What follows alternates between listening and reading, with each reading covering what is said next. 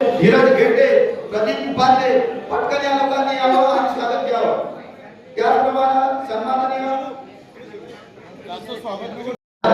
मी सन्माननीय श्री बचुभाऊ कडू यांचं स्वागत करण्यासाठी जोगी महेश भाऊ राऊत मुंडले अमरराव मुंडाले सिद्धू राष्ट्रपाल चक्रवाला संदीप सुरकुशे यांना सुद्धा मी विनंती करतो.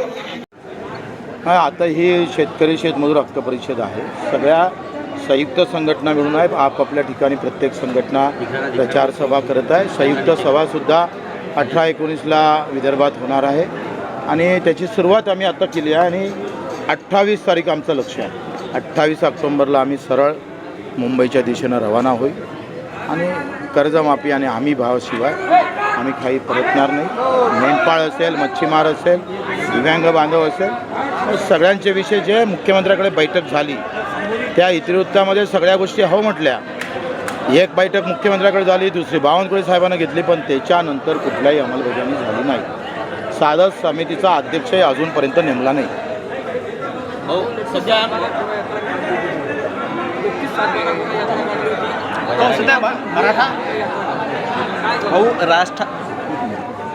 काय झालं म्हणजे आता चालू आहे. कसं आहे, असं नाही आहे का 2-3 हजार कोटीची मागण्या. या मागण्या मोठ्या आहे. लढा मोठाच उभा करावा लागेल आणि मोठा लढा उभारण्याची आम्ही तयारी करतो.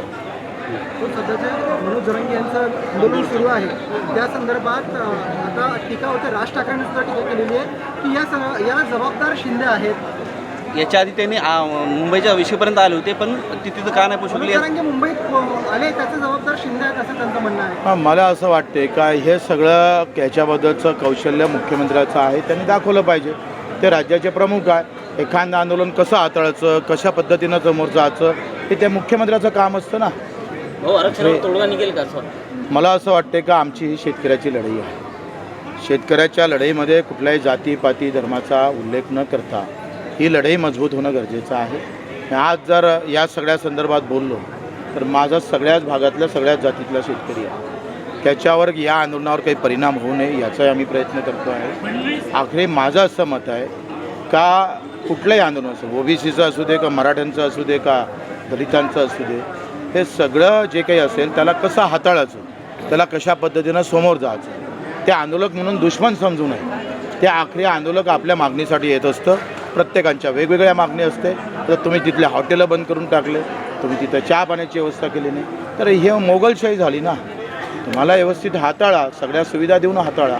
ते कौशल्य मुख्य देवेंद्र फडणवीसकडे कमी आहे असं वाटत नाही. त्या बाकीच्या सगळ्या लावलगड्यामध्ये तर भरपूर मोठे आहे. कोणाचं कसं भिसकून द्यायचं त्याच्यात तर ते एक नंबर आहे. मग आता हे आंदोलन कसं हाताळायचं हा त्यांचा प्रश्न आहे ना. हो, आपण भाषणामध्ये म्हटले देवेंद्र दुष्काळ पडल्यानंतर कर्जमाफी करणार असे बोलले. हो, ते म्हणत होते दुष्काळ पडल्यावर करू. आता ओला दुष्काळ काही भागात पडलेला आहे आणि हे कुठल्या डोक्यातली कल्पना आहे माहीत नाही. निवडणुकीत तसं म्हटलं नाही, ते सरळ 7-12 कोरा. मग पहिलं कॅबिनेट, पहिलं 7-12 कोरा आणि आता ते आम्हाला अर्थशास्त्र समजून सांगतं दुष्काळ पडल्याशिवाय कर्ज कसं माफ करावं असं सांगतंय. मग कमी भाव भेटला त्याचं काय? 6,000 रुपये भाव देणार होते सोयाबीनला तुम्ही. मग आता 11% आयात कर कमी केला, उद्या कापसाचे भाव कमी झाले तर तुम्ही हमीभावानं विकत घेणार आहे का आमचा कापूस? 20% अधिक नफा देऊन, अधिक बोनस देऊन हमीभावाच्या ते देणार का नाही देणार सांगितलं पाहिजे ना. भाषण करते वक्त आपने अमित शाह पर निशाना साधा है और कहा है कि उनको सामने आना चाहिए, क्या करेंगे? नहीं, देखो पूरे देश की हालत बहुत बेकार है. खून खराबा इतना बढ़ गया और 2 नंबर के धंधे को तो पूछो मत. सभी तरफ बिल्कुल जो 2 नंबर से मिलता है उसी पर सबकी नज़र है. और आज किसान की सबसे ज़्यादा आत्महत्या तो सहकार मंत्री भी है. और ये थोड़ा सोचा था हमने. अमित शाह से ये नहीं हमारी उम्मीद थी. आज कर्जमाफी के बारे में केंद्र क्यों आगे नहीं आता? तो सहकार मंत्री है ना. केंद्र ने जब मनमोहन सिंह के टाइम में सब पूरे भारत के किसानों की कर्जमाफी की थी. आप ही इस बारे में सोचना चाहिए, इसके लिए आगे आना चाहिए.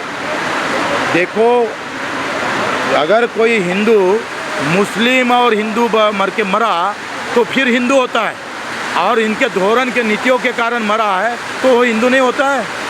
सबसे ज़्यादा आत्महत्या तो हिंदू की है. फिर कहाँ गए बटेंगे और कटेंगे बटेंगे तो कटेंगे।